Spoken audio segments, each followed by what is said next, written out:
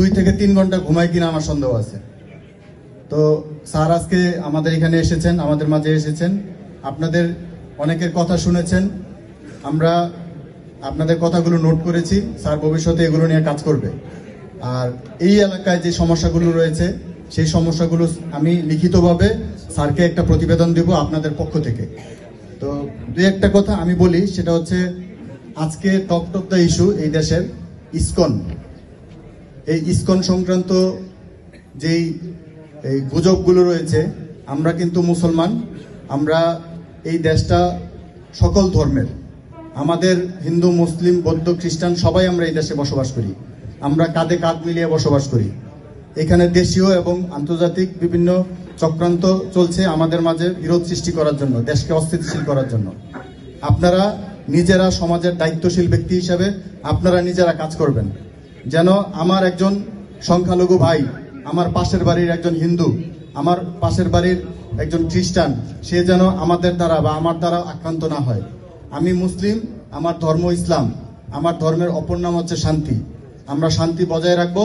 যদি এই ধরনের ইসকন এবং বিভিন্ন সংগঠনের যদি কেউ এরকম অপপ্রচার চালায় এবং কোনো উচ্ছৃঙ্খল আচরণ করে বা সমাজে কোনো অশান্তি সৃষ্টি করার চেষ্টা করে, তাদেরকে আপনারা আইনের হাতে সোপর্দ করে দিবেন। আইন তার যথোপযুক্ত প্রয়োজনীয় পদক্ষেপ নেবে এবং বিজ্ঞ আদালত তার বিচারের ব্যবস্থা করবে।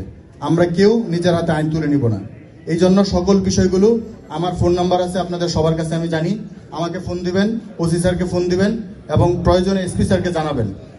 আর এলাকায় আরেকটা বিষয় সেটা হচ্ছে, আমি বলছি মাদক, এই এলাকায় কিন্তু মাদকের প্রকোপতা বেশি। এগুলো নিয়ে আপনারা এখন আর বলার সময় নাই যে আমি জিরো টলারেন্স, এই কথা আমরা বলতে চাই না। মাদকের বিরুদ্ধে আমরা সামাজিক প্রতিরোধ গড়ে তুলব। মাদক থেকে আমাকে, আমার ভাই, আমার সন্তান, আমার সমাজকে রক্ষা করার দায়িত্ব আমার। সুতরাং এই বিষয়ে আমরা কোনো ধরনের ছাড় দিব না। এই যে আমাদের সমন্বয়ক ছোট ভাই, সে অনেক ক্ষোভ নিয়ে বলল যে গত 5ই আগস্টে, 4ই আগস্টে যে ঘটনা ঘটেছে ফেনীতে, ন্যাক্কারজনক। এগুলো কিন্তু আমাদের জন্য শিক্ষা। আজকে আমরা যে নতুন বাংলাদেশ, সেই বাংলাদেশকে এগিয়ে নিতে হলে আমাদের সকলের একত্রে কাজ করতে হবে। আমাদের দেশটাকে ভালোবাসার দায়িত্ব আমার, এই দেশটা আমার, আপনার, আমাদের সবার। সুতরাং এই দেশকে এগিয়ে নিতে হলে আমাদের সকল জায়গা থেকে সবাইকে এগিয়ে আসতে হবে। আমি মনে করি সেই জন্য আমরা বাংলাদেশ পুলিশ আপনাদের সাথে কাজ করতে ইচ্ছুক। আমরা এই জন্য কমিউনিটি পুলিশিং এর আমরা আমাদের এখানে বিট পুলিশিং, কমিউনিটি পুলিশিং এর কার্যক্রম রয়েছে।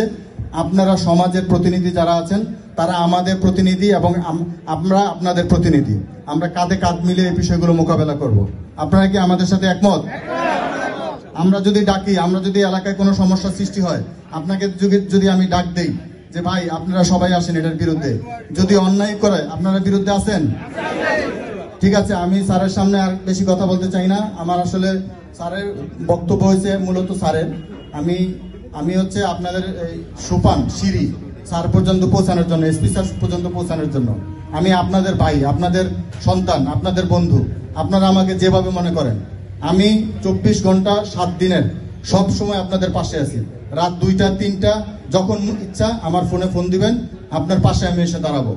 সকলকে ধন্যবাদ আমাকে কথা বলার সুযোগ দেওয়ার জন্য এবং এই সুন্দর একটি অনুষ্ঠান আয়োজন করার জন্য যারা আয়োজকবৃন্দ আছেন এবং আমাদের পুলিশ সদস্য ভাইরা আছেন যারা কাজ করেছেন নিরলসভাবে।